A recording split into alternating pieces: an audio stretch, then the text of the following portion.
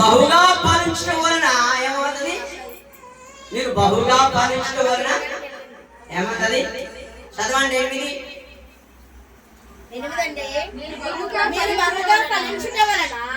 నా తండ్రి మహిమపరచబడును, ఇందువలన మీరు నా శిష్యులగుదురు. ఎప్పుడు అవుతారంటే శిష్యులు? తండ్రి ఇష్టపడాలి, కుమారుడు ఇష్టపడాలి, అప్పుడే ఆయన శిష్యుడిగా ఉంటామని దేవుడి వాక్యము తెలియజేస్తుంది. దేవుడి నామమునకు స్తోత్రం. అందుకని మనము ఏం అడగాలి? అడిగింది పొందుకోవాలి, విశ్వాసంతో అడగాలి, అడిగిన దానికి నమ్మకము ఉంచాలి. ఉంచిన తర్వాతే మనము పొందుకోగలుగుతాము. దేవుడి నామమునకు స్తోత్రం. హల్లెలూయా. అయితే అడిగింది పొందుకోవడానికి కోసం ఆయన చెప్పిన ప్రతి ఒక్క మాట. అయితే ఇక్కడ అడుగుడి అన్న మాటకిన, అడుగుదురో అన్న మాటకిన చెప్తున్న మాట ఏంటంటే, అడుగుడి అనడానికి మనం కరెక్ట్ గా అడిగితే ఆయన చేయడానికి శక్తి. ఇక్కడ అడుగులో అన్న మాటకిన ఇక్కడ మత్తయి సువార్త 21:22 ఏమంటున్నారంటే, అదే యోహాను సువార్త 16 చదవండి ఒకసారి. యోహాను సువార్త 16:24 వచ్చిన చదవండి ఒకసారి.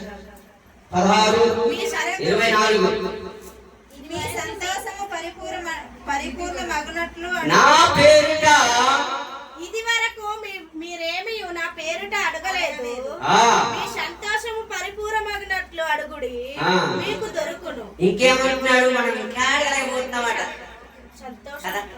అడుగుతున్నాము కానీ ఏం అడుగుతున్నామో దేవుడు అంటున్నాడు. ఏమంటున్నాడు మనకి? మీరు అడుగుతున్నారు కానీ ఇంకా పరిపూర్ణం కాకుండా అడుగుతున్నారు అంటున్నాడు. మనం ఏది అడుగుతున్నామో మనకి అర్థం కాలేదు అంటున్నాడు. ఇది వరకు మీరు ఏమీ నా పేరుట అడగలేదు అంటున్నారు. ఆయన పేరుట మనము అడగాలంట. ఆయన పేరుట అడిగినప్పుడు మీ సంతోషం పరిపూర్ణం అడిగినట్లు అడుగుడి, మీకు దొరుకును. మన హృదయంలో ఉన్నంత సంపూర్ణంగా అడిగినప్పుడే చూడండి. రాత్రి దైవసేవకులు దండ దయగా చెప్పినట్టుగా మనం దేవుని వరకు ఆసక్తి కలిగినప్పుడు పిల్లలకి మర్చిపోతాము, తల్లిదండ్రులకు మర్చిపోతాము, భార్యకి మర్చిపోతాము, ఇంకా భూములు మర్చిపోతాము, అన్ని మర్చిపోతాము.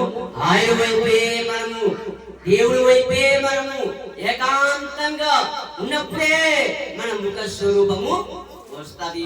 అప్పుడు మనం ఏది అడుగుతామో అది మనకి అనుగ్రహింపబడుతుంది. అంత ఏక మనసుతో కొన్ని విషయాల్లో ప్రార్థన ఏక మనసుతో వచ్చినప్పుడు వెనుకల వారికైనా ముందల వారికైనా ఎటువంటి షడ్శక్తులు చేసినా కొద్దిగా కోపం వస్తుంది పరిశుద్ధాత్మ శక్తితో ఉన్నప్పుడు. ఎందుకంటే వారిలో పరిశుద్ధాత్మ నింపబడుతుందని.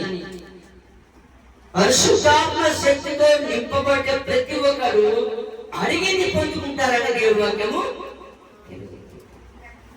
పరిశుద్ధాత్మ పొందుకున్న ప్రతి ఒక్కరు భాషతో మాట్లాడటం అని కాదు, పాటలు పాడేస్తున్నామని కాదు, లేక వాక్యం చదివేస్తున్నామని కాదు, కానీ ఏది చేసినా దేవుని కొరకు పరిపూర్ణంగా అనదినము అడిగినప్పుడే మనం ఆయన శక్తి పొందుకుంటామని ఆయన తెలియజేస్తున్నాం. దేవుడి నామమునకు స్తోత్రం. హల్లెలూయా, హల్లెలూయా, హల్లెలూయా. చూడండి మత్తయి సువార్త 21:22 వచనంలో ఒక మాట చూసుకుందాము.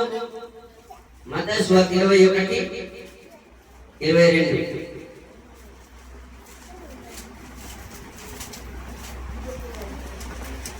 మరియు మీరు ప్రార్థన చేయుచున్నప్పుడు వేటిని అడుగుదురో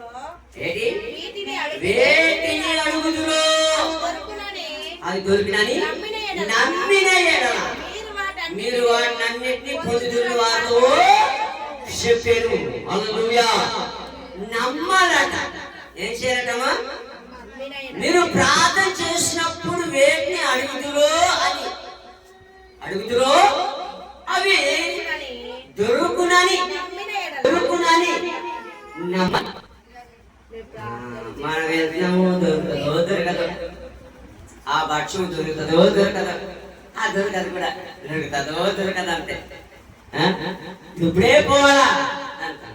ఏ పనైనా ఈ పని జరుగుతుందో అక్కడ ఆఫీసులో అక్కడ ఎవరు ఉంటారో సార్ అన్న ఆలోచనతో మనం ఏం చేస్తాము, ప్రయాణమై వెళ్తాము. మనం ఒక నమ్మకంతో వెళ్ళినప్పుడు మన నమ్మకమే అక్కడ ఆయన కూర్చోబెడతాడు. దేవుడి స్తోత్రం. మీరు నమ్మిలేలా ఏం చేస్తున్నారు, మీరు వాటినన్నిటినీ రేట్లన్నిటినీ అన్నాడు. వాటినన్నిటిని అంటే మనం ఏదైతే నమ్ముతామో అన్నిటికీ పొందుకుంటాం అని చెప్పాను. దేవుడి నామమునకు స్తోత్రం. హల్లెలూయా, హల్లెలూయా, హల్లెలూయా.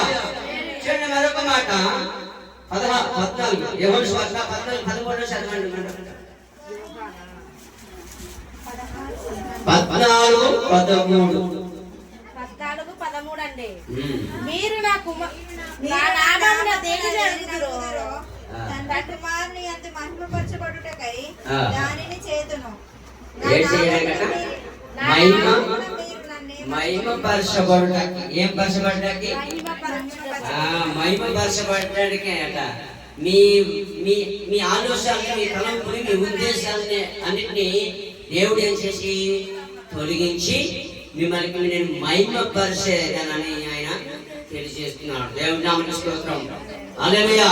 మీరు నా నామమున దేన్ని అడుగుదురు? ఏమన్నాడు? మీరు నా నామమున దేనిని అడుగుదురో తండ్రి కుమారుని యందు మహిమపరచబడుటకై దాన్ని చేతును.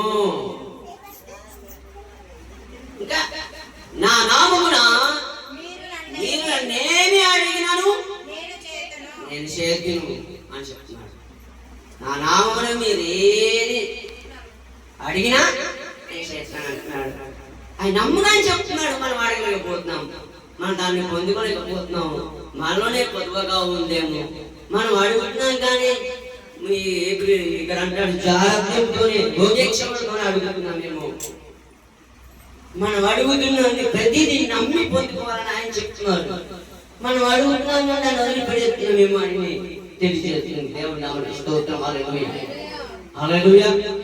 అయితే ఇక్కడ చెప్పిన ప్రతి ఒక్క మాట మనం జ్ఞాపకం చేసుకునేటప్పుడు చూడండి, అదే మాటలో మళ్ళీ 15-16 యోహాను సువార్త 15-16లో మీరు నన్ను ఏర్పరచుకొనలేదు, మీరు నా పేరట తండ్రిని ఏమి అడుగుదురో మీరు నన్ను ఏం చేయలేదు. పదార్థాలను మళ్ళీ ఒకసారి, మీరు నన్ను ఏర్పరచుకొనలేదు, మీరు నా పేరట తండ్రిని ఏమి అడుగుదురో అది ఆయన మీకు అనుగ్రహించినట్లు మీరు వెళ్ళి పాలించుటకును మీ ఫలము నిలిచి ఉండుటకును నేను మిమ్మల్ని ఏర్పరచుకుంటున్నానని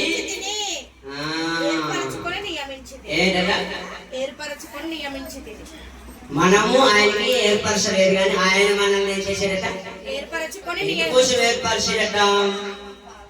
ఎందుకోసము? ఎందుకు?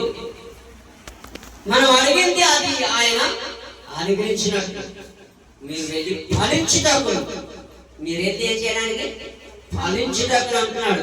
మీరు వెళ్ళి ఫలించుటకు మీ ఫలము నిలిచి ఉంటుటకు. ఫలించడానికి నిలిచి ఉండడానికి. ఆ అంటే ఫలించిన ఫలం ఏం చేయడానికి? ఫలించడానికి, నిలిచి ఉండడానికి. ఆ నిలిచి ఉన్న పొందుట నేను మిమ్మల్ని ఏర్పరచుకుంటున్నానని చెప్తున్నాను, నియమించుకుని అంటున్నాను. మనం అడిగింది పొందుకోవాలి అంటే ఆయన కొరకు మనము నిలిచి ఉండాలి.